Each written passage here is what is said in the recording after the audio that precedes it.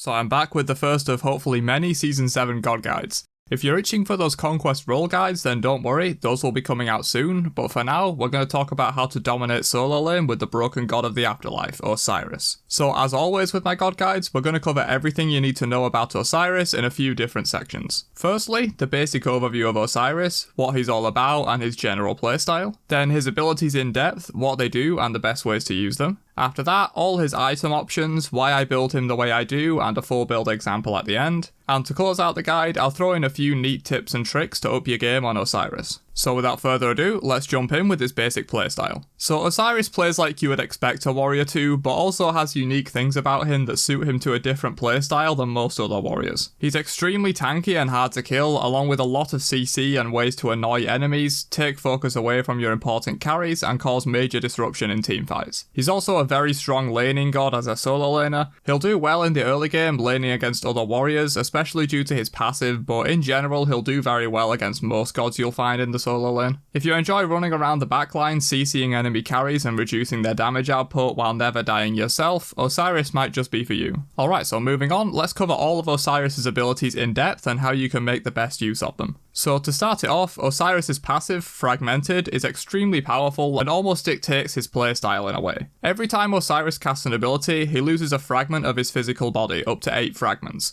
He gains 2% physical and 1% magical damage mitigation per fragment, so up to 16% physical and 8% magical maximum. And when he loses all 8 fragments, he gains haste for his next 6 successful basic attack hits, so he ignores the movement speed slow you get while basic attacking for a short time. This passive is amazing both for the mitigations and for the haste effect that allows Osiris to stick to targets really effectively. It's important to consciously pay attention to this passive in game.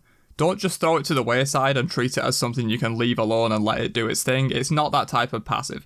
Making sure you get those stacks up and keep them high is hugely important, as 16 or 8% damage mitigation is huge for tanking hits both in the laning phase and in teamfights. Plus, it's important to keep an eye on when you'll get that haste effect and to time it right when you need it. You can often deliberately stay on 6 or 7 fragments, then cast an ability or two when you want to chase someone down, get that haste effect, and just have it on demand when you need it. So quickly before I discuss his 4 active abilities, I'll just cover Osiris's unique attack chain, as it's very important as a part of his kit, and knowing what it does is essential if you want to learn Osiris. His chain goes 0.51, 0.51 attack speed and damage, meaning you do half damage but double speed, full damage and normal speed, then the same thing again. However, the biggest thing about this attack chain is that the last 2 hits, the second 0.5 and 1, hit in an AoE cleave, meaning they can hit multiple targets in front of you.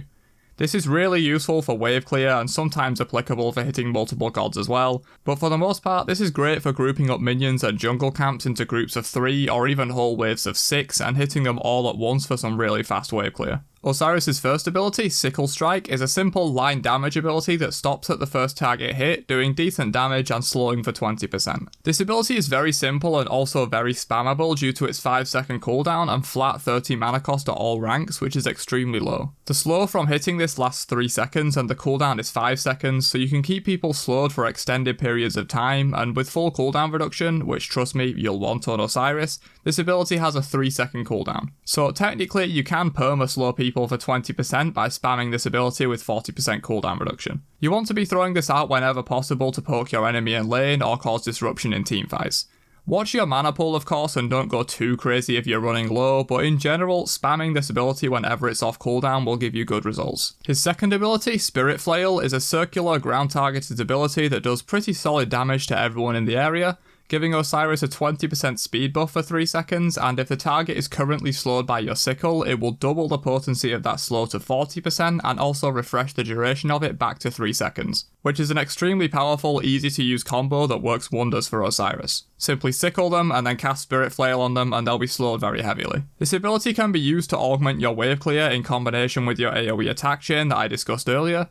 You can group up minion waves to hit all 6 with your AoE autos and then all 6 with Spirit Flail for some pretty damn fast clear. This is also, as I mentioned, great for poking enemies and running them down, especially in combination with Sickle. Due to Sickle's low cooldown, you can almost always get one off before you use this ability to get that disgusting 40% slow, which allows you to run enemies down with your fast auto attacks and keep them in range for more Sickles, at which point it's a self-fulfilling loop of despair for your opponents. So Osiris's coolest and most underrated ability in my opinion is his Judgment Tether, his third ability. This one allows you to tether yourself to all nearby enemy gods within 35 units. Gods hit by this deal reduced damage by up to 30% for 4 seconds. Enemies can run out of range and break this tether, but if they're kept in range at the end of the 4 seconds, they'll get stunned for 1.4 seconds. This ability is crazy good, and it's what makes Osiris such a tanky beast and a dominant force in teamfights. This reduces potentially an entire team's damage output by 30% for 4 seconds. That alone would be powerful, but the fact that you can keep them in range using your slows from his sickle and flail and stun them at the end for 1.4 seconds is insane. It's also worth noting that even if the enemy breaks the tether, they still take the damage reduction for the full 4 seconds regardless. The tether is only there for the stun portion of the ability. It's pretty easy to keep people in range for the stun as well using your slows, especially if you've already forced their jump or dash, leaving them with no instant escape option. Make sure you utilize this ability both in lane when boxing the enemy solo laner, but most importantly in team fights. If you can get onto their backline carries like the ADC and mid laner, activate this ability and just sit on them, that alone is effective enough as it creates tons of space and focuses all the attention on you and not your teammates, which is exactly what Osiris wants. He's so insanely tanky through the damage reduction from this and his passive mitigations plus items he'll be building that he wants you to hit him and not his team. That's how Osiris succeeds in teamfights. He doesn't even have to kill people, just be annoying, draw all the attention and never die while CCing the crap out of his enemies. And finally we have Osiris' ultimate, Lord of the Afterlife. This is a fairly short range leap ability that does some hefty damage in a circular area when you land, while also anti-healing enemies by 100% and rooting them for a short duration on hit. Osiris will also shed any remaining fragments from his passive when he uses this ability, giving him the full mitigations benefit and the haste effect immediately. So this ult is really what ties Osiris' whole kit together. It's a quick and easy way to activate his passive, a great way to chase down enemies or get out of a bad situation since it can go over walls, and it's also an outright counter to any gods that rely on healing since it completely negates healing for 6 seconds on affected targets, and it's an AoE hitbox so you can hit multiple enemies with that healing reduction. It's also really easy to get into the backline and stay there looking for that perfect ult due to Osiris' other abilities and passive making him extremely tanky, hard to kill and sticky. It's also worth noting that this ability is on a 75 second base cooldown for whatever reason, so by default with no CDR, you can ult someone, force their ultimate in response, and assuming it's on a 90 second cooldown, you have a 15 second window to ult them again before theirs even comes back up. And with CDR, this goes down to a 45 second cooldown, making it realistically usable twice in one teamfight if it's a decently long one. Okay, so that's all Osiris' abilities, what they do and how to use them effectively, as well as a little bit on his combos and synergies, so let's move on to his item options, build paths, and a full build example at the end. So Osiris is a bit of an anomaly in terms of builds. What I mean by that is that he's an auto attack warrior that relies on his basic attacks fairly heavily, but he doesn't build attack speed, berserker shield or anything like that. In fact, your primary focus on Osiris is cooldown reduction, mitigations, and tankiness to get off as many slows, stuns, and damage reductions as possible while staying alive forever in teamfights. So for starting builds on Osiris, I highly recommend a tier 1 round shield start. This start is amazing for Osiris because it allows him to recall with 1050 gold and get full gladiator shield on his first back, which I'll talk about more in a second. So for this start, grab Warrior's Blessing, round shield, and 3 health potions along with teleport as your relic. If you really enjoy the sustain start though, you can also go that route with the Blessing, Health Chalice and 4 multi-potions with of course teleport again. This start is less risky because you have more overall sustain in the early game, but with less risk comes less reward, and personally I recommend the shield start over this one if you're comfortable on Osiris, but it's there as an option for you solo laners that like this type of start. So regardless of your start, your first item should always be Gladiator Shield even before your booze. Remember that 5 second cooldown sickle I mentioned earlier? Well yeah, you can heal 2.5% of your max health and mana every time you spam a sickle at the enemy, along with healing from the 2 as well. The reason you get Glad Shield and not Berserker Shield, since a lot of people seem to think Zerk is better, is because 1, Glad Shield is more reliable. You can always sickle the enemy god when you're fighting them in lane or in teamfights, you won't always have minions around to cleave for healing with Zerk Shield. And 2, you can heal from a safe distance with Glad Shield. Berserkers requires you to be in extremely close proximity to the enemy to be able to heal, and sometimes that's just not ideal. Trust me, if you've been using Berserkers and haven't tried Glad Shield on Osiris, it's bonkers. Plus it's nice that Glad Shield comes with CDR, which is probably Osiris' best stat. Yeah, if you wanted to, you could build both of these shields and it's not terrible, but personally I feel like buying 2 bridge items delays your actual build too much and wastes a lot of gold in the long run, so I highly recommend just sticking with a Gladiator Shield rush. So after your shield, you want booze. Once again, for the same reason as the shield debate, I go Warrior Tabby over Ninja Tabby. Having the extra power is simply worth more than the attack speed.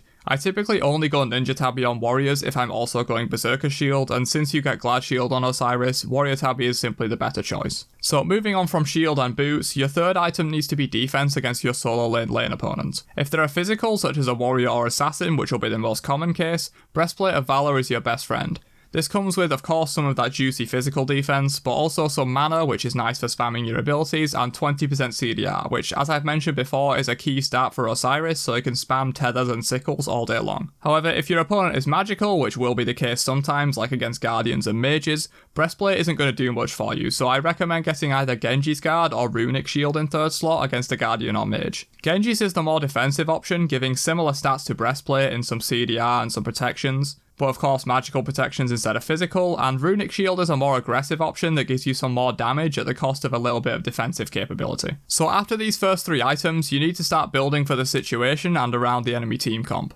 If they have a lot of magical damage, or their mage is getting fed or something, build into more magical defense. If their ADC is getting huge, or their assassin jungler is camping you, get more physical. You get the idea. So here are the items I like to pick from my last 3 or 4 slots of the build, what I usually call the situational slots, and after this we'll cover a full build example. So aside from the items I've already mentioned, which you can of course build later if you didn't get them in third slot, the cloak tree is extremely strong for Osiris, aside from Magi's cloak, which you don't really need. Hide of the Urchin, Spirit Robe and Mantle of Discord are honestly all worth a pick up somewhere in the build after third slot. The stats they give are amazing, and they have both magical and physical defense, meaning they're pretty much useful against any team comp in any situation. If you want to go Mega Mitigations Osiris and be extremely tanky, Oni Hunter's Garb is a really nice pickup if you want some more magical defense. The passive gives you mitigations for being near enemies, and Osiris loves being around multiple enemies while diving the backline so he can tether them all, hence you're going to get great use out of the passive on Oni Hunters. If you don't want or already have Oni Hunters in your build, Shogun's Kasari is another really nice item from that tree. I wouldn't build this just for yourself since the attack speed isn't useful enough to warrant buying it, but if you have a team that uses attack speed really well, like an ADC with Kali Jungle or a Hunter mid with Sol or Kronos ADC for example, team comps like that can benefit hugely from this item. Void Shield is a nice hybrid defense and damage option that I like later in the build if you need more physical defense. You can easily apply the protection reduction aura from the passive to multiple people in a teamfight and increase both your damage and the damage of your other physicals. Frostbound Hammer is something that I like on Osiris, specifically against low mobility characters like Anubis, Vulcan and the like. Having that extra slow on top of your sickle and flail slows can make it near impossible for these types of gods to escape you, and allows you to confirm the tether stun very easily. But it's typically not an item I go every game because the stats aren't that useful for Osiris, and the slows he has already in his kit are typically enough to lock people down in fights. Beyond these options, there's just very situational picks such as Pestilence / Contagion for anti-heal, Nemeonomic Guardian against heavy auto attack comps, Winged Blade against heavy slow reliant comps, or Emperor's Armor to help siege or defend against sieges. So that's all my item options that I pick from to finish up the build. As I mentioned earlier, Teleport should always be your first relic in solo, and then for your second relic, you pretty much have the freedom to choose what you like and what best fits the situation. I've had success with Blink, Horrific Emblem, Sprint, Thorns, and Shell in this second slot, so pick which of those options you like most in the current game and go for it. So with that done, let's finish up this section with a quick build example for those of you who are just looking to jump in with a solid Osiris build. So start with Warrior's Blessing, Round Shield and 3 health potions, rush into Gladiator Shield, then grab Warrior Tabi, Breastplate of Valor, Runic Shield, swapping the order of these 2 items if you need to, then Hide of the Urchin, sell your blessing for Spirit Robe, and if the game goes long enough, you can sell your boots to get Oni Hunter's Garb and grab the Elixir of Speed. Also, if you want to, you can sell Gladiator Shield once you're full build for Mantle of Discord. Your 2 relics for this build should be Teleport first and Shell second. So with abilities and builds covered, let's finish up this guide with a few quick tips and tricks to up your game on the Lord of the Afterlife. So my first tip is the most important for Osiris, and that's auto attack cancelling. Osiris can AA cancel really well with his sickle and tether, and decently well with his 2. For Osiris, you typically want to use the first 2 attacks of his chain and cancel it with an ability as soon as the second one comes out. This is best when boxing of course, don't cancel the chain this early all the time since you might need those AoE hits on the end to clear minion waves and jungle camps, but once you get full CDR online, your sickle is on a 3-second cooldown and you can AA cancel insanely well using it. Another tip I have is that you can cast Osiris's 2 and somewhat his ultimate directly on the ground on top of you, and you can often catch melee opponents chasing you or boxing you with their auto attacks. You can get the extra speed from the 2 to run away or land a finishing blow with the ultimate simply by allowing the enemy to be next to you and casting these 2 abilities directly on top of yourself. A nice way to keep up with Osiris' passive for the juicy damage mitigation and haste effect is just by spamming his 1 even if you're not aiming at anything. You can do this in base, as you rotate to a fight, or as you're running back to lane, or even just between waves if you have spare mana. This sickle cooldown is extremely low and it only costs 30 mana per cast, so you can often get away with just spamming it into thin air to make sure you have the passive benefit ready to go for when you actually start fighting enemies. But that's about it from me for this Osiris guide. Hopefully you learned something from this one, and if you did, don't forget to drop a like before you leave and subscribe for more Season 7 God guides coming soon, as well as the in-depth Conquest role guides. Catch you guys in another video later on. Have a great day, stay safe, and peace out, you nerds.